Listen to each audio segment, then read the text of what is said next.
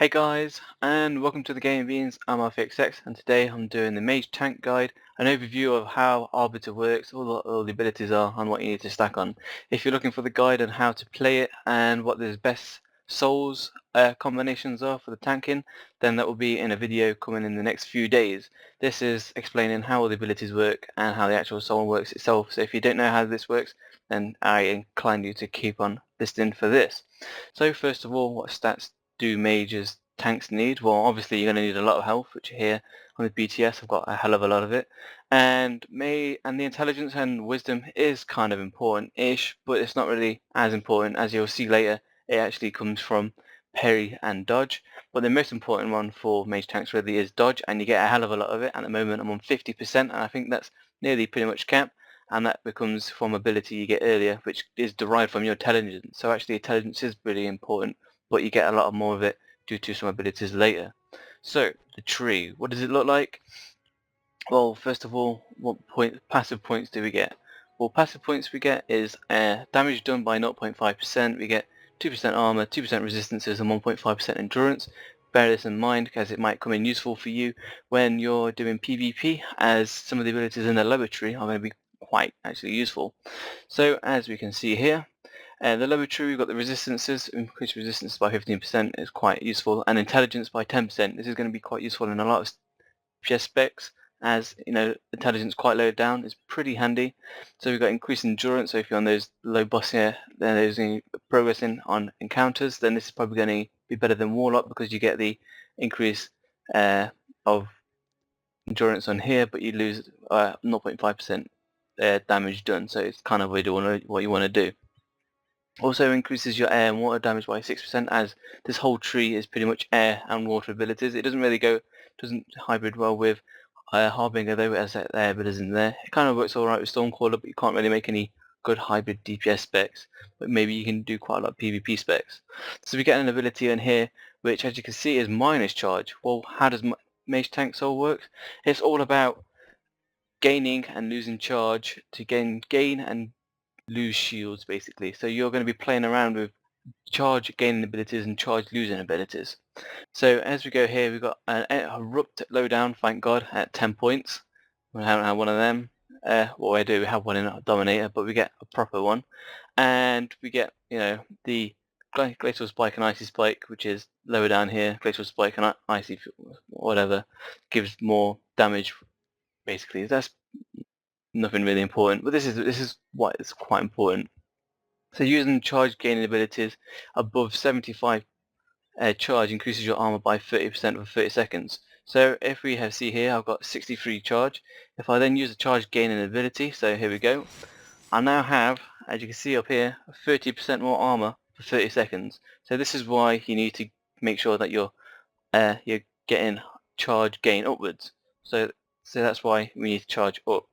So as we come along now, as we can see here, your parry is now derived from your intelligence, 20% of your intelligence, and dodge derived from your wisdom. So as before, you've got dodge, low dodge 8% and low parry at whatever. That is because it comes from this in your tree here, which 10% each way is quite good, especially when it comes with deflect as well. So here we go, we've got deflect increased by 5%, which is actually half of what we have from parry and dodge, as anything added on top of your deflect. We also have a charge, a 15-second charge like the one in Harbinger, and here we go, we've got Shielding Ward, and this is quite complicated. No, it's not really complicated much, but how it works is if you use a charge ability above 75%, you gain a shield, and it is equal to 3% of your maximum health. When you use a charge gain losing ability below 25 charge, you gain another shield, which then gives you a charge shield that is also worth 3% of your maximum health for 10 seconds. So as we can see here, gain a charge. I now have a shield for 4.5k whatever, and it basically then goes away, done. And you also get a debuff called recharging, which means we can't use that shield above 75 gain charge again.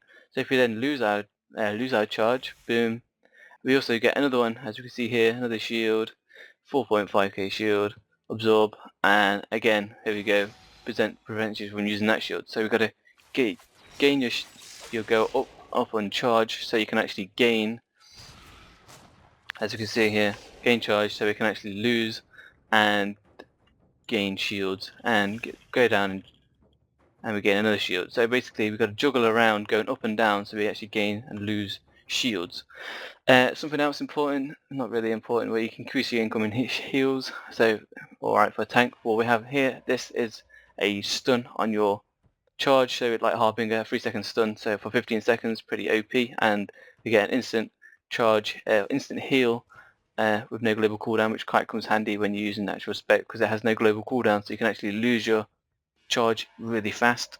So we have a ability here which increases your endurance from an ability, which is this, which increases your endurance by 138, so increases it by X amount of percent, which is on 92, increase it by 138, pretty OP. And we have a Frosted Ward, which is just a ward that makes you do more DPS and less threat. You've got another ward later on. You get more deflect. Deflect here returns your mana, so if you get a deflect you get some mana back, not really much there. So this one here is increasing the damage of your abilities and healing of your consuming charge abilities and blah blah blah. Nothing really much important there either. You can also increase the damage of your reduction when deflecting by 6%, so that's pretty alright. This ability here is a cooldown. This is the save your life from death cooldown, so like the rogues have, if you're about to die, if you're about to get a killing blow, then you'll get a 50% shield on yourself, and you can also reduce it times to cooldown by 20 seconds, so we get a 50% shield when we're just about to get a killing blow on us, so that's pretty good.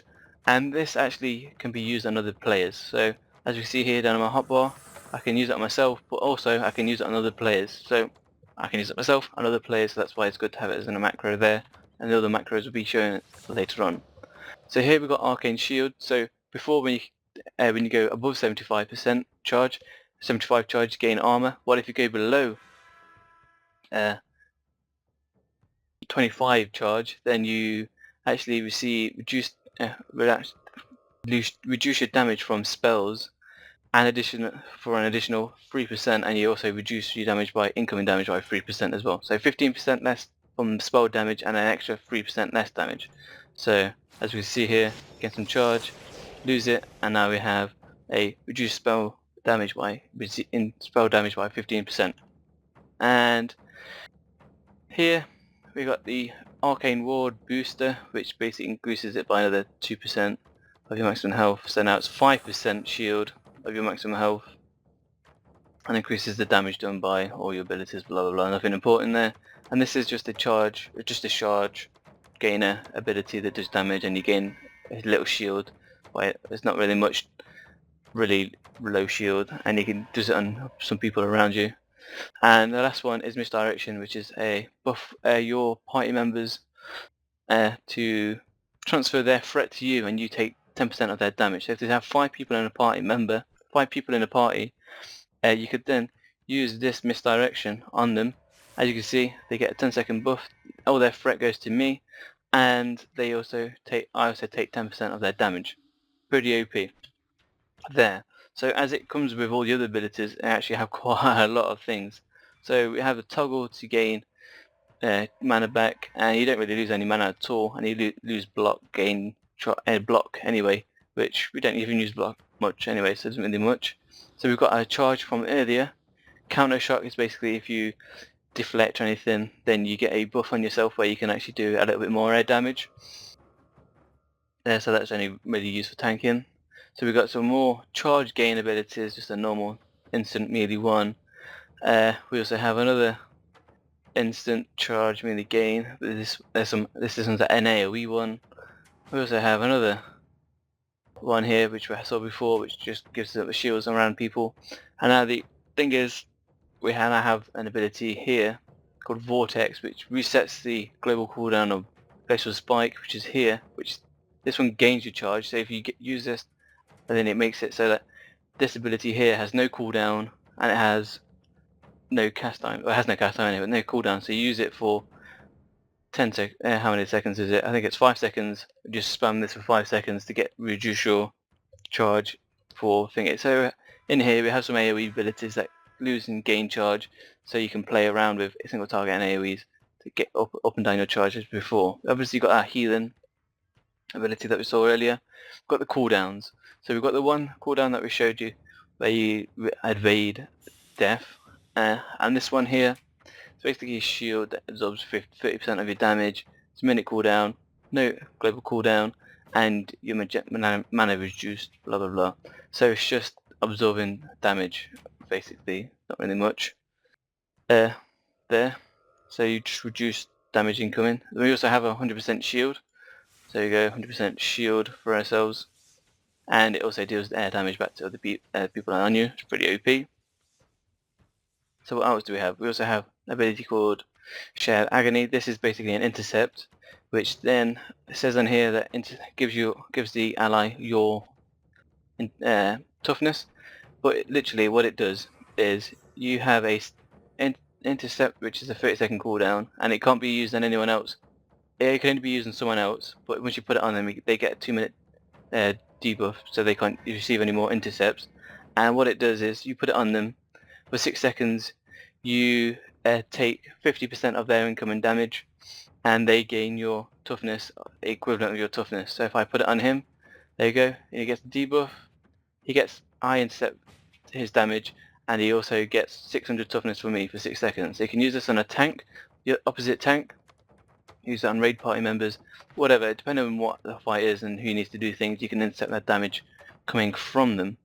So what else is there in here? Well, we have another bit, Shard Shield. This is a 30-second cooldown, so you're going to be using this quite a lot. And basically what it does is reduce your damage incoming by 20% for 4 seconds, and it removes your shields. Basically your overcharge and overheat shield debuffs that you get.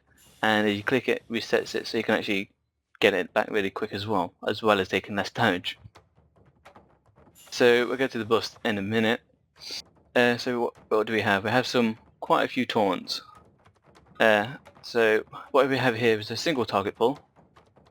So we have a single target pull, like a lot of other people. So what it is just a taunt, pull people in, and it also silences them. Quite handy. So we've got the interrupt from earlier, and we also have another taunt another pull that pulls 5 enemies to you. So we have a single target pull, which also silences them, and a AoE pull to people. We also have a single target taunt here, and we also have an AoE taunt.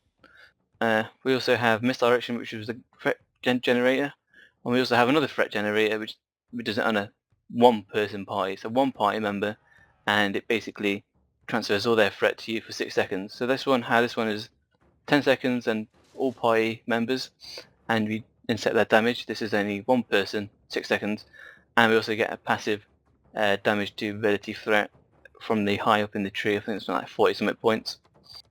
So buffs, what do we get? Reduce incoming damage by 3%, which is right at the bottom. We also get the increased endurance, which is also 16 points, because it got moved because of other things. Frosted Ward, which isn't really important for us, just to make sure you do more damage. Arcane Ward is the meme kind of thing that all the other tanks have, like rogues and clerics and whatever, and the meme clerics and stuff like that. So we basically get more endurance, more resistance, more armor, more threat generation, reduces your damage and healing done. So we can't actually use this really in PvP healing specs, because your healing is reduced by a lot, and basically all your Arbiter soul abilities are reduced to 1 second global cooldown and all that kind of stuff. So quite just normal stuff there. Now this is something that's quite big as well.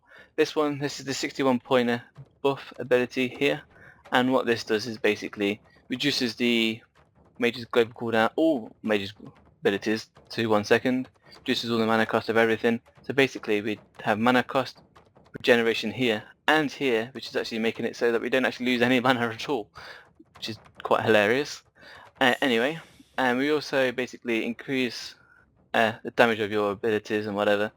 And how this works is we have another thing at the bottom, which is called supercharge, and basically something else. Basically what happens is when you have this on, when you use a charge gaining ability, we gain a stacking buff called a Glaciate, as we see here, and this reduces the cooldown of the next overheat by 1 second per stack. So basically, as you use more charge gaining abilities, it reduces the cooldown of your other shield, which you need to that is used to lose charge, and as you see, it's 6 seconds. So as you use charge losing abilities, you should also gain, as you see here, 1, 2, 3. We also gain in supercharge, which basically, if you use this, it reduces the cooldown of your charge gain ability shield debuff. So this basically, I don't know, you basically means you've got to swap in between full charge and low charge a hell of a lot, just so that you can actually get all these shields and making sure you're keeping up your spell and armor debuffs, buffs as well. So that's really what it is. You basically juggle in your charge to gain shields to make sure that you get all your things up. And there's a hell of a lot of cooldowns in here, like a hell of a lot of cooldowns, a hell of a lot of taunts, a hell of a lot of... Basically, it's every single soul put into one. Loads of shields, lots of mitigation. There's not really much more you could ask for in the tank soul. Well, that's really how this soul works. That's all the abilities, and that's how really much they work. If you've got any questions on how any of the abilities work, put it in the comments below, and make sure you look out for the spec guides on how to actually play the soul and what souls are the best to play. So see you later, guys, and thanks for watching for this quite long video. Sorry for that. See you later.